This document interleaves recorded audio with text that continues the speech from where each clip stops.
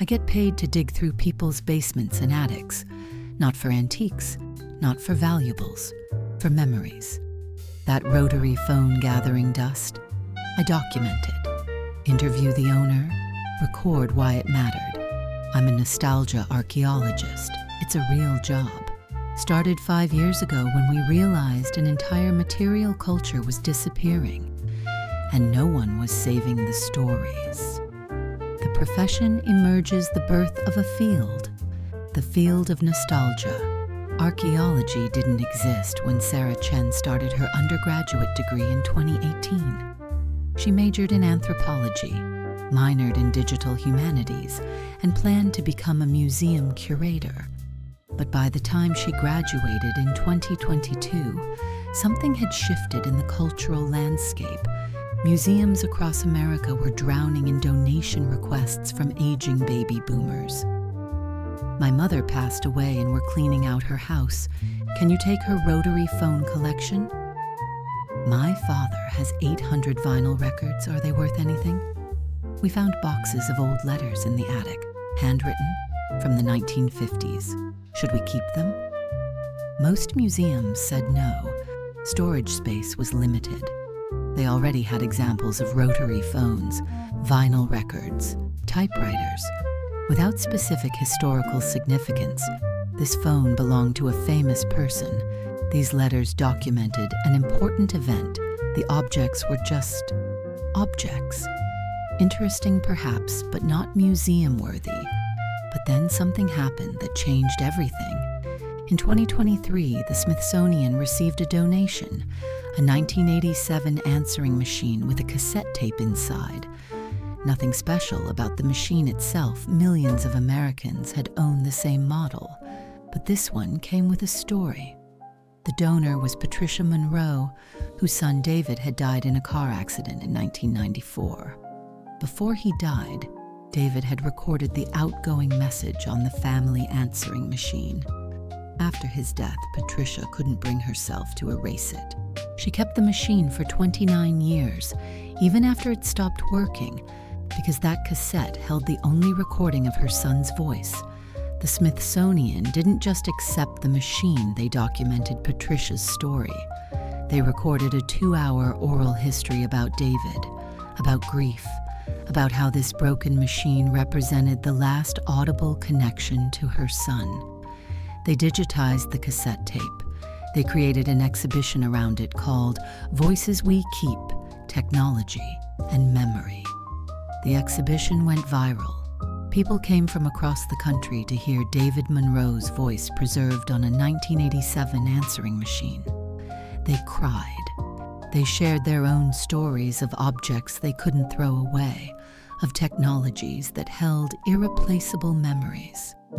The exhibition sparked a national conversation about what we lose when we lose obsolete technology, not just the devices, but the memories embedded in them. And that's when universities started paying attention. The University of Pennsylvania launched the first pilot program in 2024, Cultural Memory Preservation. The idea was simple but radical. Train specialists to document pre-digital material culture before the generation that used it died.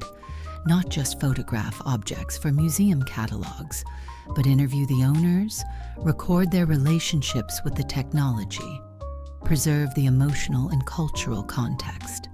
They called the specialists nostalgia archaeologists, a somewhat playful name that stuck. Like traditional archaeologists, they excavated the past. But instead of digging in the ground, they worked in basements and attics. Instead of analyzing ancient pottery shards, they documented rotary phones and typewriters. And instead of inferring behavior from artifacts, they interviewed living people who could explain exactly what these objects meant. Sarah enrolled in the program in 2023, part of the second cohort. 23 students. Half were recent anthropology or history graduates like her. The rest were career changers, former museum professionals, archivists, social workers, even a retired journalist who wanted to preserve oral history. The curriculum was intense. Oral history methodology, how to ask questions that open people up rather than shut them down.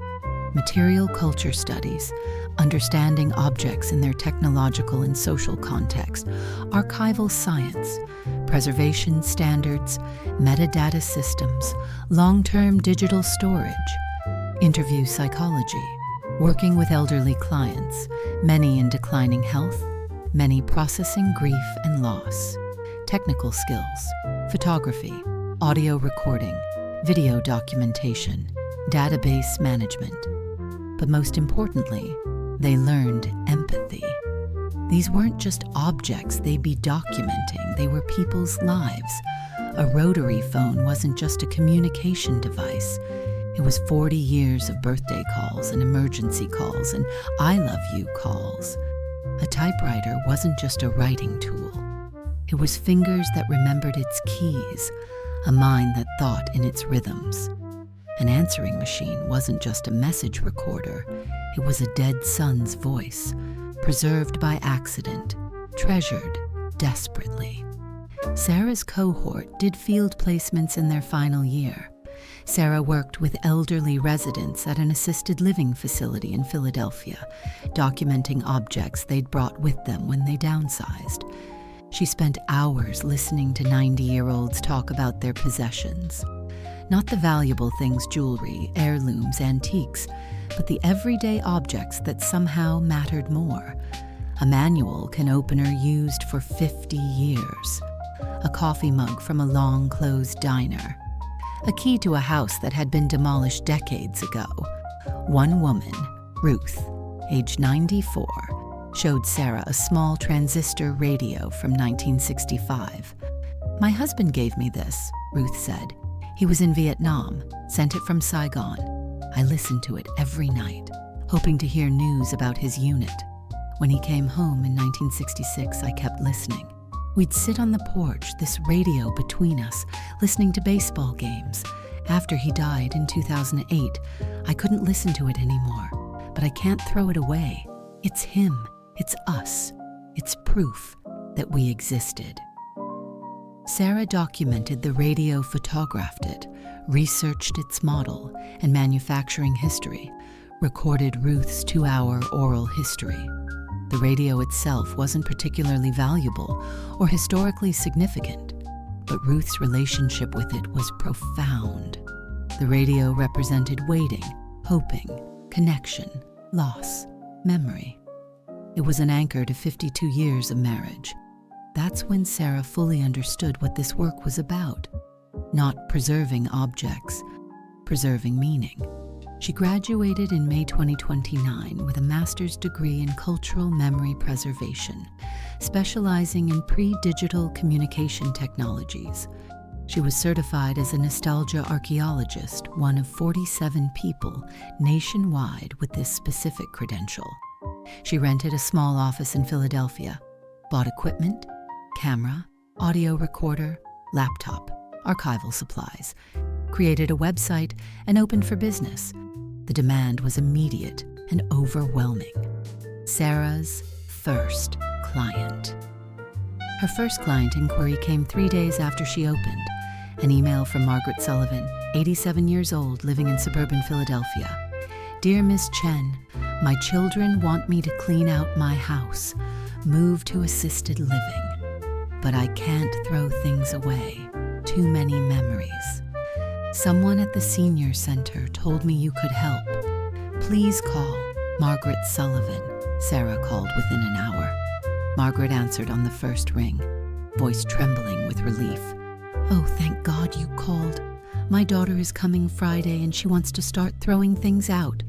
She doesn't understand. It's not just stuff. It's my life." They made an appointment for the next day.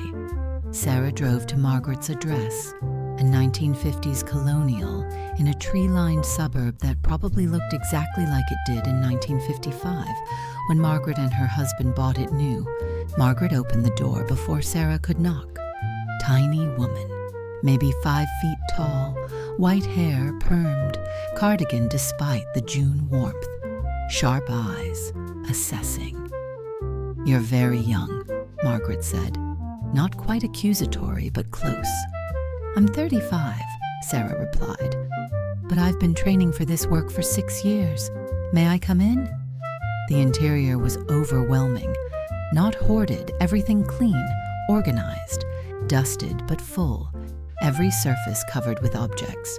Rotary phone on a side table, vinyl records filling built-in shelves, manual typewriter on a desk, photo albums, the old kind with actual printed photographs filling a bookcase, console television from the 1970s in the corner, probably hasn't worked in decades. 74 years, Margaret said, following Sarah's gaze. "I've lived here 74 years, bought this house with my husband in 1955, raised 3 children here. He died in 2015. The children say, 'It's just stuff, Mom. Let it go.' But they don't understand. This isn't stuff. It's evidence. Evidence that we existed, that our life mattered." Sarah set down her equipment bag camera, recorder, laptop, measuring tools, archival supplies. "That's exactly what I do," Sarah said gently. "I document objects from the pre-digital era and preserve the stories connected to them. The objects might end up donated, sold, or kept by family. But either way, the stories are preserved. Future generations will understand how people lived before smartphones. Your stories teach them that." Margaret's eyes filled with tears. "You're the first person who hasn't made me feel crazy." "You're not crazy. When we lose objects that have been part of our lives for decades, we're not just losing stuff. We're losing physical connections to memory, to people who are gone, to versions of ourselves that don't exist anymore. That's profound. That deserves to be honored." Margaret sat heavily in an armchair. "Where do we start?" "Wherever you want. What object here means the most to you?" Margaret walked to the side table, picked up the rotary phone, heavy, black, coiled cord. This phone was in our kitchen for 43 years. Every important call of my life happened on this phone. Sarah pulled out her recorder, her camera. This was it, her first professional documentation as a certified nostalgia archaeologist. "Tell me everything," Sarah said. "Start from the beginning." And Margaret did. The rotary phone, first documentation. Margaret holds the rotary phone in her lap, running her fingers over the dial. The motion is unconscious, habitual muscle memory from thousands of uses. The phone is heavy, solid black plastic, manufactured sometime in the late 1950s. Western Electric Model 500, the standard AT&T design that dominated American telecommunications for 3 decades. The coiled cord is yellowed with age but intact. The rotary dial shows where some numbers more faded than others from repeated use. Sarah begins with basic physical documentation. She photographs the phone from every angle: front, back, sides, top, bottom, close-ups of the dial focusing on the wear patterns, the cord, noting the yellowing and where it's been bent repeatedly, the manufacturer's label on the bottom. She measures dimensions, weighs it. 2.3 pounds they built them to last. Notes every scratch, every scuff mark, every sign of use. Then she starts the interview. She sets the digital recorder between them, checks that it's capturing clearly, and asks her first question. "When did you get this phone?" "September 1955. We'd just bought the house, signed papers in August, moved in Labor Day weekend. Phone company came Tuesday to install the line. Back then you didn't own phones. You rented them from AT&T, from Bell System. They installed this phone in our kitchen, on the wall by the table. Cost $4.95 per month rental plus charges for calls." Sarah makes notes on her laptop while keeping eye contact. She's learned that divided attention during interviews can make clients feel unheard, so she types minimally, trusting the audio recorder to capture everything. You kept the same phone the whole time? 43 years. Same phone, same spot on the wall. When we finally got a cordless in 1998, I couldn't throw this away. My husband wanted to return it to the phone company for the deposit, but by then Bell System had broken up. Deregulation happened. Nobody wanted old rotary phones anymore, so I kept it. Basement for a while, brought it up here after he died. Margaret pauses, looking at the phone. Couldn't explain why I needed to keep it. My children thought I was being ridiculous. Mom, it doesn't even work anymore. We don't have a landline. But I knew it mattered, just couldn't articulate why. Can you articulate it now? Sarah asks gently. Margaret is quiet for a long moment. When she speaks, her voice is different, softer, more vulnerable. I got the call about my mother's death on this phone. Sarah doesn't interrupt. She's learned that silence is sometimes the most powerful interview technique. Just wait. Let them find the words. February 1967. I was making dinner. Pot roast, I remember, because I left it in the oven too long. It burned. Phone rang. I picked up. My sister crying. Mom had a stroke. She's gone. Just like that. Gone. I stood at that phone, receiver pressed against my ear, and my world changed. Called my husband at work. Called my brothers in Ohio. Made funeral arrangements. All while standing in one spot, because the cord was only 6 feet long. You couldn't walk around. You had to stay there, anchored. She runs her thumb over the rotary dial, a gesture that seems to comfort her. I got the call about my first grandchild on this phone. September 1984, 3 a.m, phone ringing in the dark, that loud mechanical bell. My daughter exhausted and happy. Mom, it's a girl, Jennifer, 7 pounds 4 ounces. She's perfect. I sat on the kitchen floor with the phone in my lap, crying, happy tears. My husband came down, asked what was wrong. I said nothing's wrong, everything's right. We're grandparents. Sarah sees tears forming in Margaret's eyes, but doesn't offer a tissue yet. Sometimes stopping the flow of emotion stops the flow of memory. She just listens. My husband proposed on this phone. Well, not proposed exactly, we were already engaged. But he called from work, April 1955, told me he got the job in Philadelphia. We could get married, start our life. I was so happy I dropped the phone. It dangled on the cord, him yelling, "Hello, Margaret? Are you there?" Me crying too hard to answer. I picked it up, said yes, yes, yes.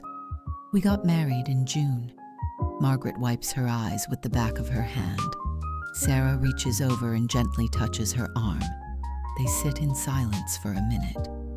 This phone witnessed everything, Margaret says finally. 43 years of my life, every important call, death and birth and love and crisis. It was there, always in the same spot on the kitchen wall, constant, reliable. If I close my eyes, I can feel standing there, receiver against my ear, the weight of it, the kitchen around me smell of coffee, afternoon light through the window. This phone is a time machine, not metaphorically, literally. When I hold it, I'm back there. Sarah asks about the physicality of the phone, the weight, the sound, the ritual of using it. You could hear it ring anywhere in the house, Margaret says. That mechanical bell inside, ring, ring, ring, ring, loud, insistent, not like cell phones with their polite buzzes. This phone demanded attention. You'd be upstairs, hear it, come running, because it might be important, might be emergency, might be good news. You never knew. No caller ID. Every ring was mystery. And you always answered? Always. You had to, because if you missed a call, that was it. They might not call back. No voicemail until we got an answering machine in the 1980s, just ringing into empty space. If you weren't home, you weren't reachable. period. Margaret explains the shared nature of the phone. One phone for the whole family. Her husband made work calls on it. Her children, as teenagers, monopolized it for hours. The fights we'd have, Margaret says, shaking her head. My oldest daughter, Linda, she'd be on that phone for 2 hours with her boyfriend. I'd need to make a call. Linda, I need the phone. Just 5 more minutes, Mom. But there was only one phone. You had to share. No privacy either. Everyone could hear your side of the conversation. The kitchen was the communication center. That's just how it was. Sarah asks about long-distance calls. Margaret's face becomes serious. Long distance was expensive, very expensive. My parents lived in Ohio. That was long distance. We'd call maybe once a month, keep it under 10 minutes, watch the clock, say what you needed to say quickly, then hang up. No casual chatting. The bill came at the end of the month, and you'd see every long-distance call listed out. Date, time, duration, cost. My husband would check it, make sure everything was legitimate. You didn't waste long-distance minutes. What about the dialing itself? Margaret demonstrates, even though the phone isn't connected. She puts her finger in the number holes, pulls the dial around to the finger stop, lets it rotate back. Click, click, click. You had to remember phone numbers, memorize them. No contact list, no stored numbers. You knew important numbers by heart. 7 digits local, 10 if long distance. You dial each number, wait for the dial to return, dial the next. It took time, especially numbers with lots of high digits 8, 9, 0. Those took effort, made you commit to the call. Was that frustrating? No, it was normal. That's just how phones worked. The ritual of it, thinking about who you're calling, physically dialing each digit, waiting, it made you more intentional. You didn't just mindlessly tap a screen. You committed to the interaction. Sarah asks about wrong numbers. Margaret laughs. All the time. Dial 1 digit wrong, you'd get a stranger. Sorry, wrong number. Hang up. Dial again more carefully. Sometimes you'd misdial twice. Get the same angry person. They'd yell at you. No way to check the number before you committed. Just hope you dialed correctly. The conversation shifts to how the phone integrated into daily life. Margaret describes rushing to answer it even when she was in the shower or outside in the yard. Missing a call meant missing it completely. No way to know who had called. If you were expecting an important call, you stayed home, stayed near the phone, couldn't go out, couldn't run errands. You waited, sat there reading or watching TV, waiting for it to ring. That's what waiting by the phone actually meant. Literal, physical waiting in one place. Kids today don't understand. They can go anywhere, phone in their pocket. We were tethered. Sarah asks about the end of the phone's use. 1998. We got a cordless. So much more convenient walk around during calls, take it room to room. My husband wanted to get rid of this immediately. I said no. He asked why. It's obsolete, useless, taking up space. I couldn't explain, just said I wanted to keep it. Why did you want to keep it? Sarah asks again, even though Margaret has already partially answered. Sometimes returning to a question after more context yields deeper responses. Margaret looks directly at Sarah, because it's not just a phone, it's my life. 43 years of calls, news good and bad. I love you, and I'm sorry, and help me, and thank God. This phone was witness. It listened. It connected. My children growing up, they'd run to answer it. Fight over who got to pick up first. My mother's voice through this receiver. Last time I talked to her before she died. My daughter calling at 3 a.m. to say she was a mother.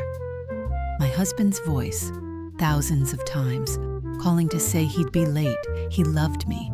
Did I need anything from the store? All of it came through this phone. Margaret is crying now. Sarah lets her. When I hold this phone, I remember all of it, not abstractly. I feel it. Feel standing in the kitchen, receiver pressed to my ear, weight of it, smell of dinner cooking. This phone is memory made physical. And when it's gone, what do I have? Just vague recollections. This makes it real. After a moment, Sarah asks, "What would you like to happen to this phone?" Margaret wipes her eyes. "My children don't want it. Think I'm being sentimental. My grandchildren don't even know what it is. They tried to use it once, couldn't figure out the rotary dial. Why doesn't it have buttons?" I felt ancient. They can't imagine that we used to be unreachable most of the time, that communication required effort. They don't understand. So, what would honor this phone and what it represents? Museum, maybe? Where people can understand it wasn't just an old-fashioned phone. It was infrastructure. It was how families connected. Part of daily life for 50 years. I want someone someday to see this phone and understand what it meant. Sarah makes a note. The Mid-Atlantic Communications Museum in Baltimore would want this. They have an entire section on residential telephone history. And with your oral history attached with these specific stories and the documented provenance, this becomes incredibly valuable. Not monetarily, but historically. Researchers will access your stories, understand how this phone functioned in your life. Your experience will teach people about pre-cellular communication. Margaret looks relieved. You'll arrange that? Yes, I'll contact them, provide all documentation, facilitate the donation. But Margaret, you don't have to give it up today. Keep it as long as you want. The documentation is done. The stories are preserved. Whether the physical phone stays or goes, your relationship with it is now part of the permanent record. No, Margaret says firmly. I want it to go now. I've held on to it 26 years since we stopped using it. 26 years keeping it because I couldn't let go. But now talking with you, knowing the stories are saved, I can let go. It served its purpose, witnessed my life. Now it can teach other people. That's a good ending. Sarah spends another hour on detailed documentation. She photographs the wear patterns on the dial numbers. 2, 3, 5, and 7 are noticeably more faded. Margaret's sister's number was 235 724, called thousands of times over 40 years. The yellowing of the plastic from decades of kitchen grease and cigarette smoke. The slight crack in the handset from one of the times teenage Linda slammed it down in anger. Every mark tells a story. She takes measurements, notes the model number, serial number, manufacturer information, researches the specific model online, finds it was manufactured between 1956 and 1958, making this phone approximately 70 years old. She documents its journey, installed new in 1955, used continuously until 1998, basement storage until 2015, living room display since then. When Sarah finishes, she carefully wraps the phone in archival tissue paper, places it in a padded box. She'll personally deliver it to the museum along with a USB drive containing 150 photographs, documenting every angle and detail. The complete 2-hour audio interview with Margaret, a full transcript of the interview, her own notes providing historical context about this phone model, research about household telephone use in the 1955 to 1998 period, and a summary document that ties everything together. The phone itself will go in the museum's collection, but Margaret's stories will live in the Cultural Memory Archive, accessible to researchers worldwide forever. As Sarah is packing up, Margaret touches her arm. Thank you, not just for taking the phone, for listening, for caring why it mattered, for not making me feel crazy. You're not crazy, Sarah says. You're human. We attach meaning to objects, especially objects that were part of our daily lives for decades. When we lose them, we're not just losing stuff. We're losing physical connections to memory, to people who are gone, to versions of ourselves that don't exist anymore, that deserves to be honored. And now it is. Your stories are preserved. Future generations will understand because you told them. Margaret walks her to the door. Will you come back? I have so many more things. Each one has stories. I'll come back next week, Sarah promises. We'll document everything. Take as long as you need. As Sarah drives away, the carefully wrapped phone secure in a box on the passenger seat, she thinks about what this work really is. Not just documentation, witness, validation. Ensuring that Margaret Sullivan's life and millions of lives like hers aren't forgotten when the physical objects disappear. The phone will go to a museum. Margaret's stories will live forever in the archive. Proof that she lived, loved, communicated through a heavy black telephone that connected her to the world for 43 years. That's what nostalgia archaeology is about, preserving meaning. The vinyl collection, Material Memory. Sarah returns to Margaret's house the following Wednesday. They've established a routine now, weekly visits, 3 to 4 hours per session, documenting objects one at a time or in small groups. Margaret has made a list of everything she wants documented before her daughter arrives to start the downsizing process. The list is long. Today, Margaret wants to show Sarah the basement. The basement is finished wood paneling from the 1970s, beige carpet, acoustic tile ceiling. It's a time capsule of 1970s home renovation, and it's full, not cluttered or hoarded, but full. Shelves line 3 walls, and those shelves are packed with milk crates full of vinyl records. My husband's collection, Margaret says quietly, standing at the bottom of the stairs. Robert died in 2015. I haven't touched these since. Sarah does a quick visual count, at least 30 milk crates, each holding roughly 40 albums, 1,200 records minimum, possibly more. This is going to take multiple sessions. Tell me about Robert and his record collection, Sarah says, setting up her audio recorder on a small table. Margaret sits on the bottom step, looking at the collection. Her expression is complex, grief, certainly, but also fondness, maybe even a hint of exasperation. Robert bought his first record in 1952. He was 16, saved up money from his paper route, bought Take 5 by Dave Brubeck, the 45 single, played it so much he wore it out you could hear the scratches, the needle would skip on the bridge. Eventually, he bought another copy in 1959. That's it there, the second copy. She points to one of the crates. Sarah makes a note to find and specially document that specific record. He collected for 63 years, from 1952 until he died in 2015. Bought records constantly jazz, classical, rock, soul, blues, everything. The collection was his pride. He'd spend Saturday mornings at record stores, browsing for hours, coming home with 3 or 4 new albums. Our children used to joke that Dad loved his records more than he loved them. He'd say, "Records don't talk back." Margaret's smile is sad but genuine. Sarah can see the grief is still fresh, even 9 years later. Did he have a system for organizing them?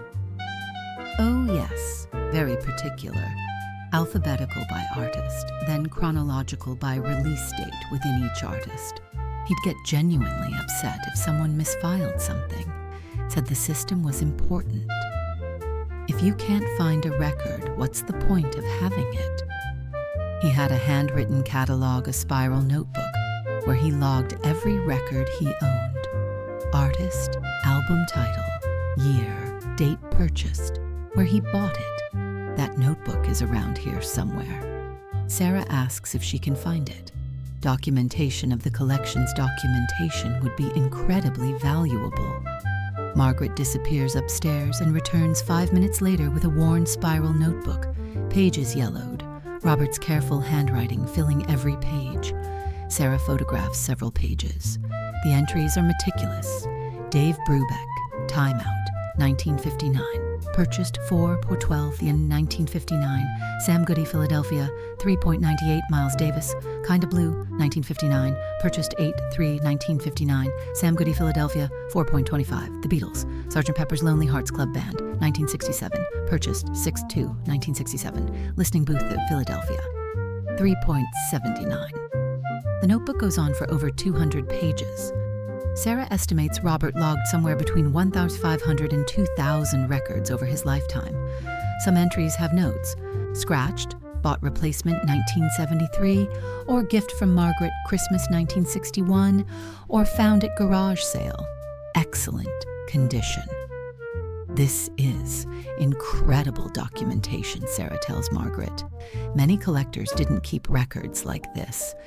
This makes your husband's collection significantly more valuable from a historical perspective. Margaret looks pleased. He was thorough about things, sometimes too thorough. But in this case, I'm glad. Sarah asks about Robert's listening habits. What was his ritual? Margaret's face softens. This is clearly a good memory. Saturday mornings, every Saturday for as long as I can remember. He'd come down here with his coffee, browse through the collection for 20 minutes or so, deciding what to listen to, something he hadn't played in a while, or a new acquisition, or an old favorite depending on his mood. Then he'd pull the record out. He was so careful with them. Never touched the grooves, always held them by the edges. She demonstrates the motion even though she's not holding anything.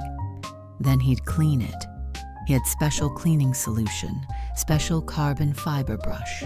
Very particular about maintaining the vinyl. He said dust and oils from your skin could damage records permanently, so you had to be meticulous. He'd clean each record before playing it, even if he'd cleaned it last time. Part of the ritual. What happened after cleaning? He'd go to the turntable, that one there. She points to a vintage turntable on a dedicated stand, connected to large speakers. He spent probably too much money on that setup. Kept upgrading it over the years. Said good equipment made the music sound better. Said you could hear things on vinyl that you'd miss on CD or digital. I never really heard the difference, but he swore by it. And then he'd place the record on the turntable. Set the speed 33 or 45 depending on the record. Lower the tone arm gently, so gently. He'd get actually angry if anyone else tried to use his turntable because they'd be too rough with the needle. Said you could damage both the needle and the record if you weren't careful. Margaret stands up and walks over to the turntable, running her hand along its edge. Then he'd sit in that chair. She points to a worn leather recliner in the corner, positioned perfectly between the two speakers. Close his eyes. Just listen. Not as background music while doing something else, as an activity, as the entire activity. He'd listen to the whole album, front to back, the way the artist intended. Wouldn't skip songs, wouldn't shuffle, just listened. Sometimes an album was 45 minutes. He'd sit there the entire time, completely lost in it. Sarah takes photos of the setup, the turntable, the speakers, the chair position between them, the crates of records arranged on shelves. She's documenting not just objects, but a space, a ritual, a way of experiencing music that's largely disappeared. What did you think about all this? Sarah asks. His dedication to vinyl? Margaret sits back down on the step. I didn't understand it for a long time.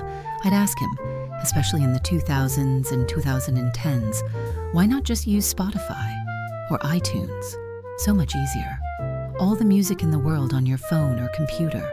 No need to get up and flip records every 20 minutes. No scratches, no wear and tear, just perfect digital sound whenever you wanted it.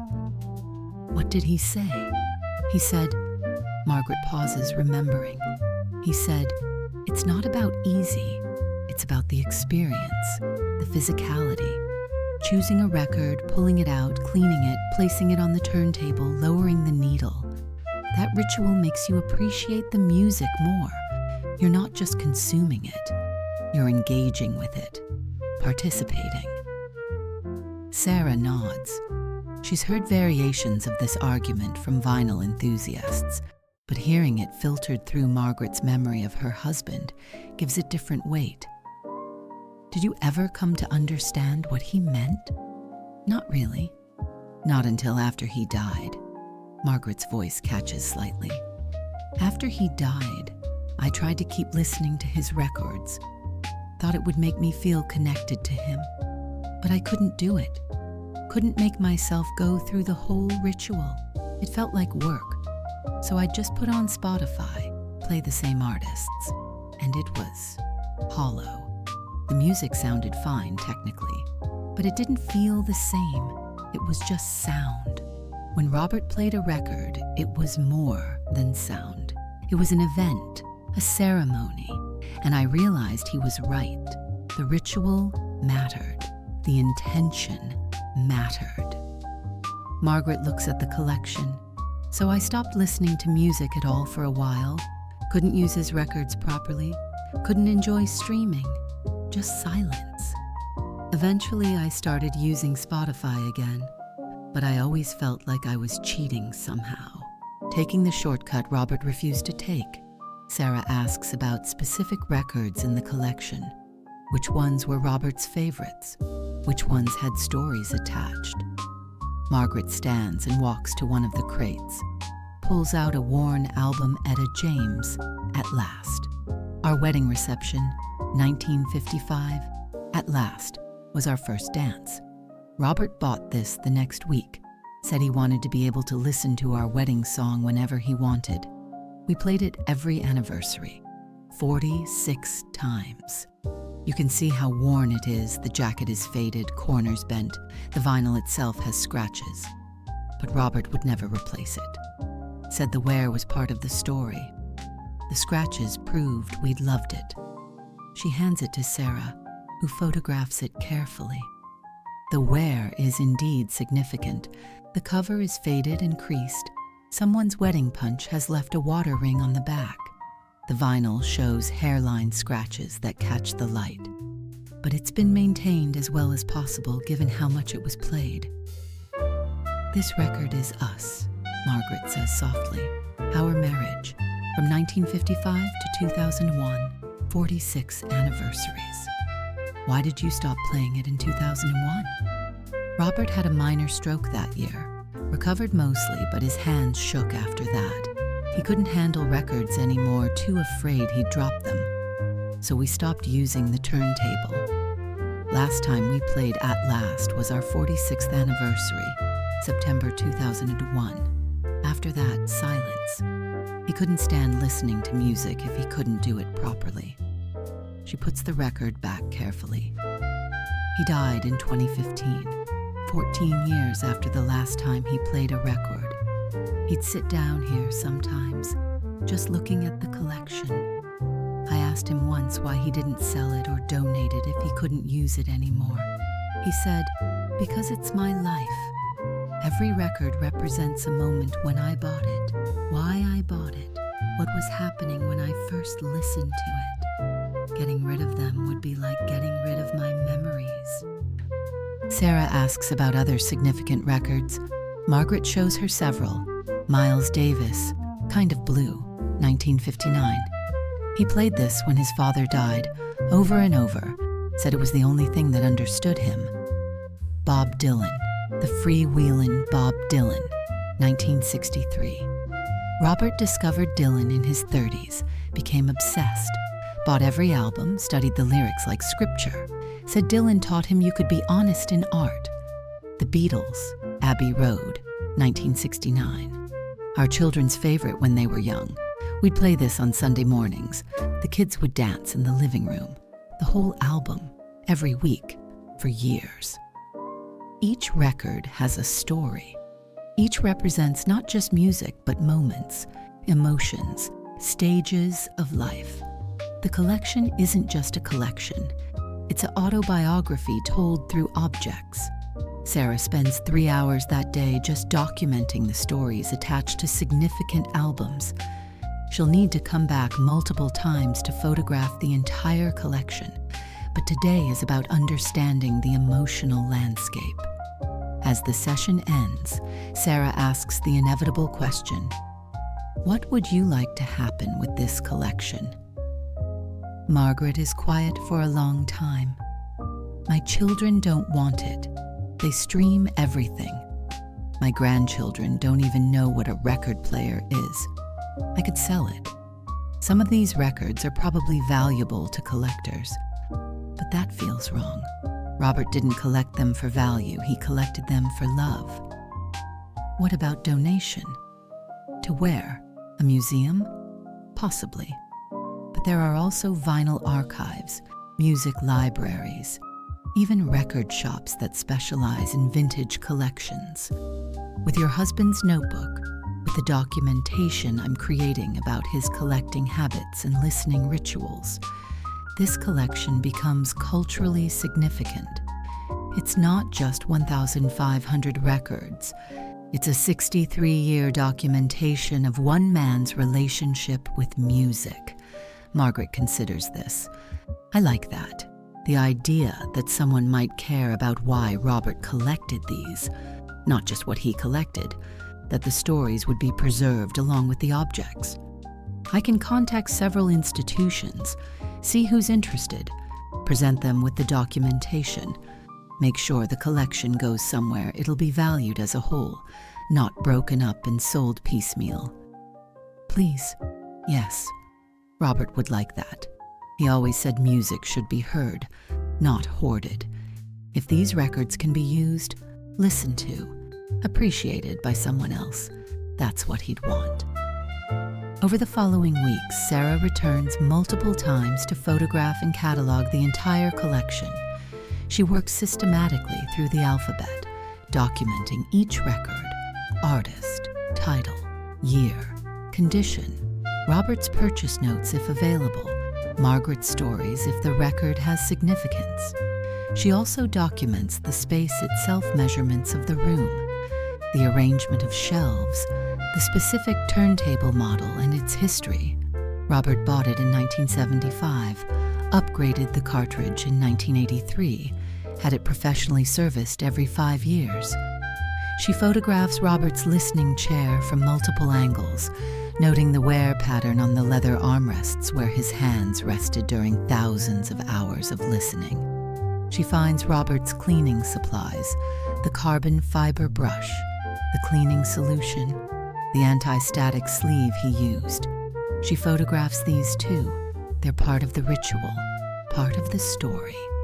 Eventually, she arranges for the collection to go to the University of Pennsylvania's Music Library, which has a vinyl archive used by researchers studying music history and audio technology. They're thrilled to receive a collection with this level of documentation.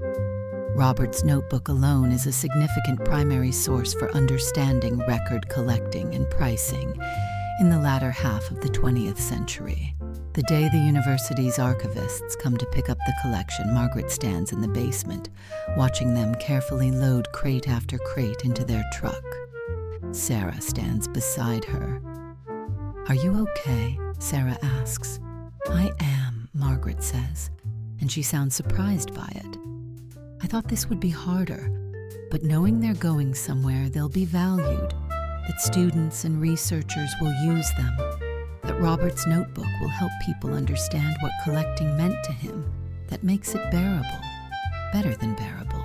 It feels right." One of the archivists, a young woman probably in her 20s, comes back down for another crate.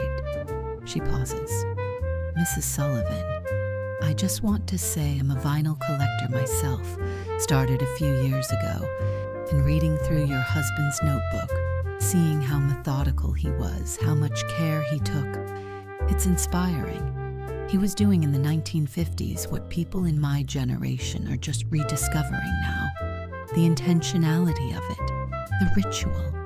We think we invented vinyl appreciation, but your husband understood it 60 years ago. Margaret's eyes fill with tears, but she's smiling. He would have liked you. He would have liked knowing young people still care about this. After the archivists leave with the final crate, the basement is empty, except for the turntable and speakers, which Margaret decided to keep. The shelves are bare. The space echoes. It feels strange, Margaret says. 70 years of collecting, gone in an afternoon. Not gone, Sarah reminds her. Preserved. Your husband's collection is now part of the university's permanent holdings. The stories you told me are in the Cultural Memory Archive. Researchers 50 years from now will read about Robert's Saturday morning listening ritual, will understand how people engaged with music before streaming. He's immortal now, in a way, through the objects he loved and the stories you told about him. Margaret nods slowly. That's a good legacy. Better than letting it all sit in a basement until I die and my children throw it away without understanding what it meant. Much better, Sarah agrees. As they walk upstairs, Margaret pauses at the top of the basement steps. Thank you, Sarah, for making this possible, for understanding why it mattered, for not treating Robert's collection like junk that needed to be disposed of. It was never junk, Sarah says. It was a life. And now that life is documented, preserved, and shared, that's what I do. The handwritten war letters. 3 months into working with Margaret, Sarah receives a call from a different client. Thomas Barrett, 91 years old, voice strong despite his age. Someone gave me your number, said you document old things. I have war letters from Korea. My wife and I wrote every day for 3 years while I was overseas. She saved every letter I sent. I saved every letter she sent. 417 letters total. I want them preserved. Sarah drives to Thomas's assisted living facility in South Philadelphia the next day. He lives in a small apartment, 1-bedroom, kitchenette living area. The walls are covered with photographs. Thomas in his army uniform, young and serious. His wife Elizabeth, beautiful in 1950s dresses. Their children and grandchildren at various ages. Thomas himself is frail walker nearby, hearing aids, age spots on his hands. But his eyes are sharp and his mind is clearly intact. I'm 91, he says, gesturing for Sarah to sit. Could go any day. My children don't want these letters. They're nice people, but they don't understand what they mean. I want them preserved properly before I die. Want people to understand what long-distance love meant before technology made it easy. He brings out a metal storage box, the kind sold for document protection. Inside, bundles of letters tied with string, organized chronologically. Sarah can see immediately that this is going to be significant documentation. Tell me about the letters, she says, setting up her recorder. Start from the beginning. Thomas sits heavily in his armchair. Elizabeth and I got married in May 1951. We were 21, knew each other 6 months. Got married because I'd enlisted and was shipping out to Korea. Didn't want to die alone. I know that sounds crazy now, but that's how it was. You didn't know if you'd come back. He pulls one of the bundles toward him, runs his weathered fingers over the envelopes. I left September 1951. Didn't come home until December 1953. 27 months. Didn't see her once, no leave, no way to get home. No phone calls because they were impossible from Korea, and even if possible, too expensive. No video calls, no email, no texting, just letters. Handwritten letters carried by military post. You wrote every day? Every single day. Some days I was in combat. Some days I was in hospital recovering from wounds. Didn't matter. I wrote, even if it was just a few lines. Still alive. Love you. T. But I wrote. Because that's all we had. All either of us had. Letters were our marriage. Our entire relationship for 27 months was words on paper. Sarah asks if she can look at the letters. Thomas nods, watches carefully as she opens the first bundle. The envelopes are thin wartime airmail paper to save weight and postage. Addressed in Thomas's handwriting, Mrs. Elizabeth Barrett, 2247 South Street, Philadelphia, PA. Return address, PFC Thomas Barrett, U.S. Army, with unit designations that changed as he moved between positions. Sarah opens one carefully. The paper is fragile, yellowed, but intact. The handwriting is hurried, cramped to fit as much as possible on each page. My dearest Elizabeth, I'm writing this from a foxhole. It's raining, cold. I'm exhausted and scared, and I miss you so much it physically hurts. But I'm thinking about you right now, about the way you smiled on our wedding day, about the life we'll have when I get home. That's what keeps me going. That's what keeps me alive. All my love forever, Tom. The date is November 3rd, 1951. Thomas had been in Korea less than 2 months. May I read some of these aloud? Sarah asks. For the recording? That's why you're here. Sarah reads several more, dating across his deployment. January 15th, 1952. My darling, I got your letter from December 20th today. It took almost a month to reach me. I must have read it 10 times. You asked if I'm warm enough. I'm not. It's freezing here. But I have your letters and they warm me. I have your photograph, and I look at it every night before I sleep. I dream about you. Come home to you in my dreams, then wake up, and I'm still here. But I'm coming home. I promise, I'm coming home. Wait for me. Love, T. March 8th, 1952. My love, I was wounded yesterday. Nothing serious, shrapnel in my left arm. They patched me up at the aid station and sent me back. I'm okay. Don't worry. I didn't want to tell you because I know you'll worry anyway. But I don't want to lie to you either. I'm okay. The wound will heal. I'll come home whole. I promise. All my love. Your Tom. There are bloodstains on that letter. Thomas notices Sarah looking at them. Couldn't help it. Was bleeding when I wrote it. Bandages soaked through. Sarah photographs the bloodstains carefully. This is evidence visceral, physical evidence of war, of injury, of a man bleeding and still writing to his wife. She asks about Elizabeth's letters. Thomas has those in a separate box. She wrote every day, too. Every single day. Told me about her job at the factory. She worked at a textile mill while I was gone. Told me about rationing, about our apartment, about missing me, about planning our future. Her letters kept me sane. When mail call came, if there was a letter from Elizabeth, that day was bearable. If there wasn't, if the mail hadn't caught up to us or got lost, that day was hell. Sarah opens Elizabeth's letters.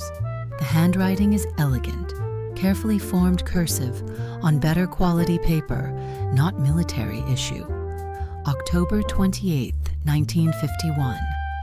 My dearest Tom, I got your letter from October 3rd today. It took 3 weeks to arrive. I must have read it 20 times. I'm so scared for you. Every time I hear about fighting in Korea on the news, I worry it's you. But I'm also so proud. You're brave and good and mine. Come home safe. Please, please, come home safe. I'm waiting. I'll wait forever if I have to. All my love, your Elizabeth. February 14th, 1952. My darling Valentine. I'm sitting at our kitchen table writing this. It's Valentine's Day, and you're 10,000 miles away. This isn't how it's supposed to be. We should be together, but we will be together again. I'm counting the days, 498 days since you left. Probably another 400 or so before you come home. I'll wait. I'll be here. And when you come home, We'll have the rest of our lives. I love you more than words can say. Your Elizabeth. The intimacy of these letters strikes Sarah deeply. These are two people barely out of their teens, married 6 months before separation, sustaining a relationship entirely through words on paper. No voice calls to hear each other's tone, no photos or videos to see each other move, just handwriting, ink on paper, words traveling slowly across continents.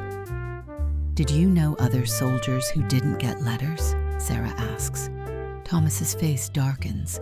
Yes, some guys, their wives or girlfriends stopped writing, stopped waiting, met someone else back home. Those guys, they fell apart. The ones who got Dear John letters, we called them. Dear John, I've met someone else. I'm sorry, goodbye. Those guys couldn't function. Some of them died because they stopped caring whether they lived. Having someone waiting for you, that's what kept you alive, gave you a reason to survive. But Elizabeth never stopped writing. Never. 417 letters over 27 months. Never missed a day that I know of. Some days her letters were short. I'm tired. I miss you. I love you, E. But she wrote every day, and I kept every letter, carried them with me in a waterproof pouch. They got me through. Sarah asks about receiving the letters. What was that experience like?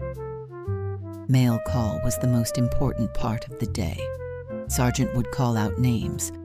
If your name was called, you got mail. If not, nothing. I'd hear Barrett and run to get my letter. Find somewhere private. Read it slowly, savoring every word. Then read it again. Then put it with the others, count them, make sure I hadn't lost any. Some guys lost letters in combat. That was devastating. Worse than losing equipment. And the letters you sent to Elizabeth, did you know if she received them? Sometimes she'd mention getting one. I got your letter from March 15th today. Then I'd know it arrived. But there were weeks, sometimes months, where I didn't know if my letters were reaching her. The uncertainty was agonizing. I'd write and have no idea if she was reading them or if they were lost somewhere in the military postal system. Sarah asks about the content of his letters. What did he write about? Everything and nothing. I couldn't write about combat censored, not allowed to give details about operations. But I wrote about missing her, about being cold or scared or bored, about other soldiers, about what I hoped for when I got home, about love, so much about love. I wasn't good at expressing emotions in person, still aren't. But with a letter, with time to think and write and revise, I could tell her what I felt, could be honest. He pauses. The letter format forced you to be thoughtful. You couldn't just blurt things out and delete them. What you wrote stayed. So you thought carefully, made sure you meant what you said. There's a permanence to handwriting, to ink on paper. Can't take it back. That makes you careful, makes you honest.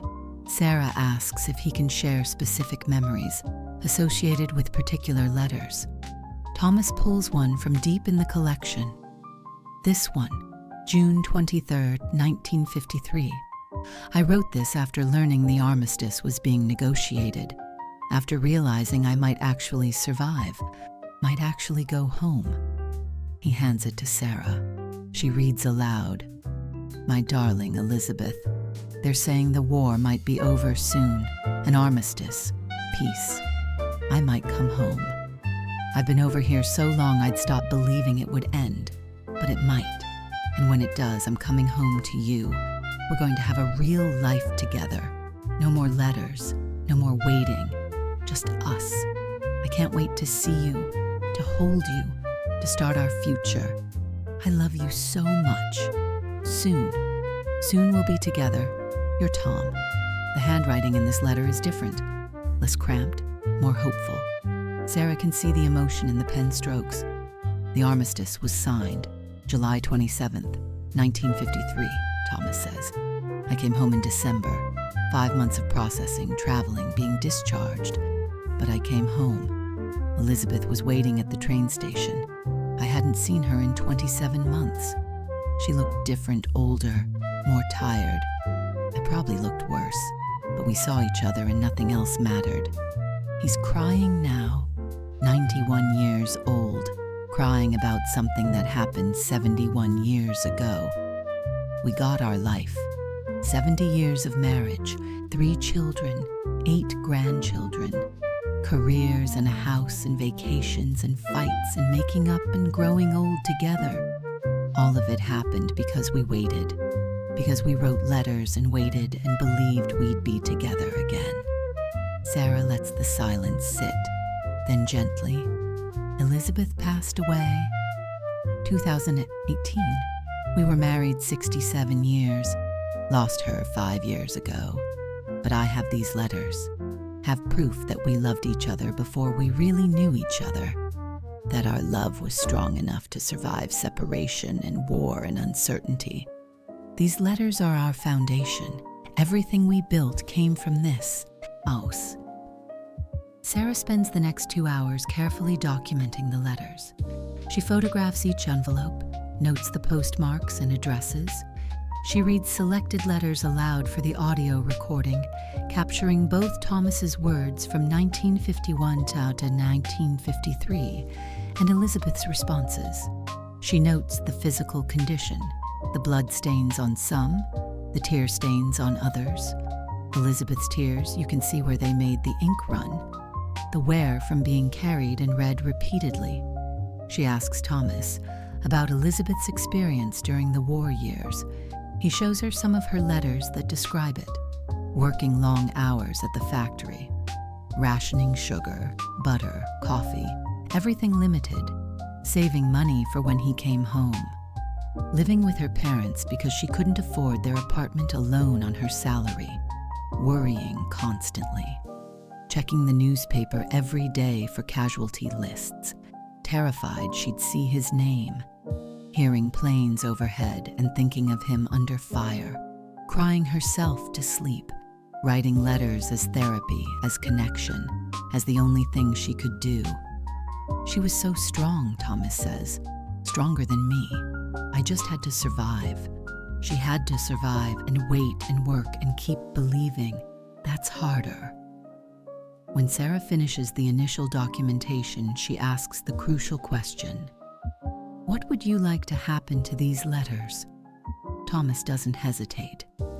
National WA Museum in New Orleans. They collect war correspondence. I want these letters to help historians understand what the war was like, not just for soldiers, but for couples, for young people in love separated by war.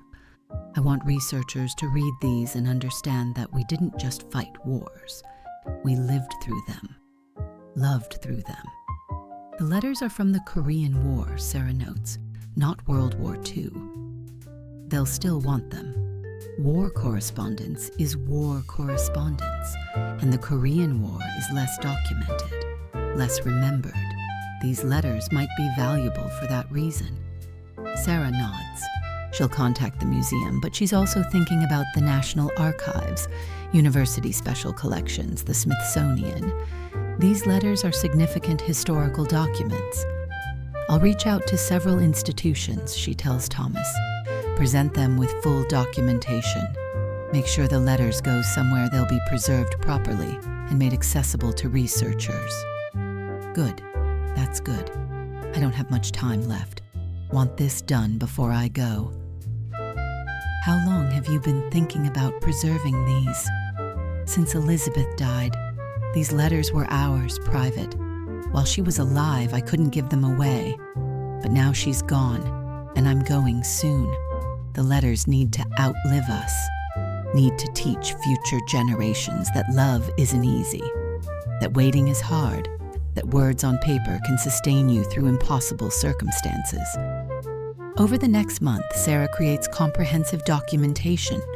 She photographs every letter 417 from Thomas, 417 from Elizabeth, 834 total, She transcribes key letters. She creates a timeline showing the progression of their correspondence against the progression of the war. She writes contextual essays about military postal systems, wartime communication, gender roles in the 1950s, the Korean War itself. The National W.O. Museum does want the letters, despite them being from Korea rather than W.O.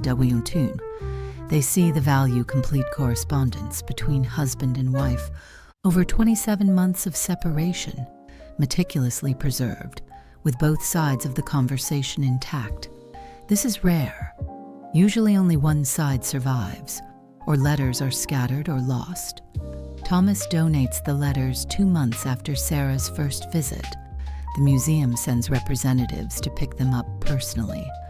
Thomas watches them pack the metal box carefully into an archival container. "Take care of them," he tells the museum staff. "These letters are me and Elizabeth. Our whole marriage started with these. Everything we had came from this." "We'll preserve them permanently," the curator promises. "They'll be digitized, made accessible to researchers, potentially displayed in exhibitions. Your love story will teach thousands of people." After the museum staff leaves, Thomas looks at Sarah. "Thank you. I couldn't have done this without you. Didn't know where to start, how to make sure they'd be valued. You made it possible." "It was an honor," Sarah says honestly. "Your letters are extraordinary historical documents, but more than that, they're beautiful. They're evidence that love can survive impossible circumstances." Thomas dies 4 months later, at age 91. His family contacts Sarah to let her know. They thank her for helping him preserve the letters. "He talked about you constantly," his daughter says. "Said you were the only person who understood why the letters mattered. He died peaceful, knowing they were safe." Sarah attends his funeral. The eulogy mentions the letters, the 27 months of separation, the lifetime of love that followed. Sarah thinks about the 417 letters, now preserved in climate-controlled storage in New Orleans, digitized, cataloged, available to researchers forever. Thomas and Elizabeth's voices, frozen in ink on paper, teaching future generations about love and war and waiting. That's what nostalgia archaeology preserves. Not just objects, love, connection, evidence that people loved each other before technology made it easy.